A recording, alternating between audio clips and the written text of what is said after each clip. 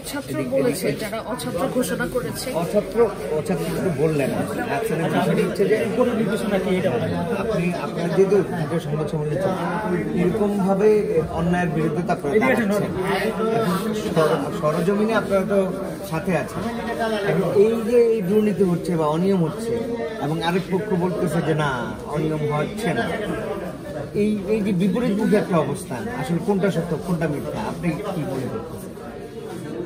অবশ্যই প্রমাণ কথা বলে, আইন কথা বলে, প্রশাসন কথা বলে। প্রশাসন আইন এবং সুষ্ঠু তদন্ত অনুযায়ী যেটা সত্য প্রমাণিত হবে সেটাই সত্য। আর আমাদেরকে অছাত্র বলার তীব্র নিন্দা এবং প্রতিবাদ জানাই।